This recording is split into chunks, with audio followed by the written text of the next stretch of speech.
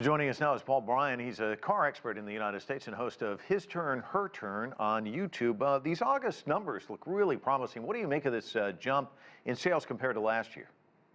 Well, they were a bit unexpected, and first, thanks so much for the invitation back to join you, Mike. I found them to be a little bit unexpected in that when you take a look at everything that's been going on, the entire market has been depressed, whether it's here in the States or in China, Europe, no matter where. China so far this year is experiencing about a 10% reduction over last year. And the U.S. market is starting to rebound a little bit better. We know China's a huge market. There's lots of potential there. So talk to me about BMW and this commitment to Xinjiang, what they're doing there. Well, I mean, it's not unlike what they're doing all over the world, actually, but they recognize the potential of the Chinese market. They understand quite well that this is market. When you take a look at the North American market, in a very good year, you're looking at a sales market about 17.5 million units per year. China will track another 10 million on top of that. Now, this year, so far the market is down about 10% in automobiles in China, and projected over the next 5 years, we're looking at probably in the neighborhood of about a 10% gain. Paul, what about Chinese exports? Because I read this headline in an Australian news publication. Would you drive a Chinese car? Thousands of Aussies say yes. What's going on in Australia? Because the sales are doing pretty well over there, aren't they? Yeah, they seem to be.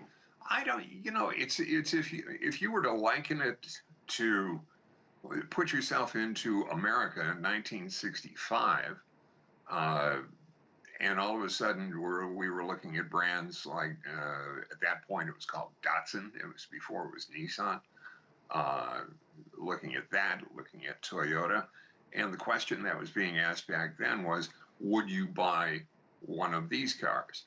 And you could even go a touch earlier than that. Is it different? Yeah.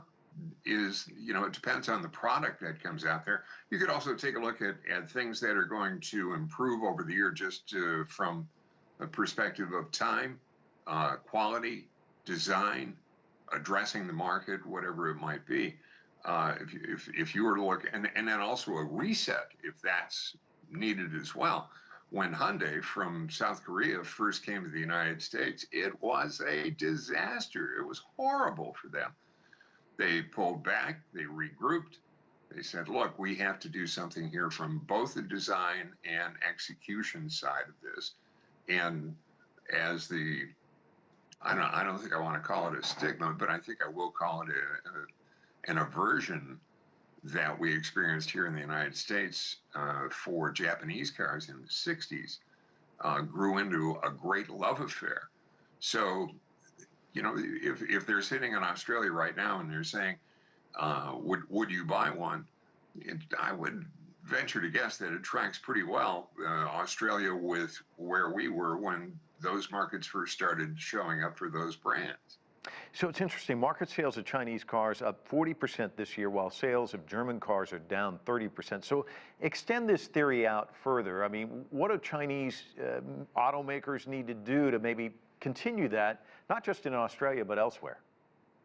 Well, pardon me, I think that the Chinese market is pretty fragmented right now. You've got a ton of manufacturers out there. And back when auto shows were relevant, and sadly we're seeing that they have fallen from relevance, mainly because of the COVID situation.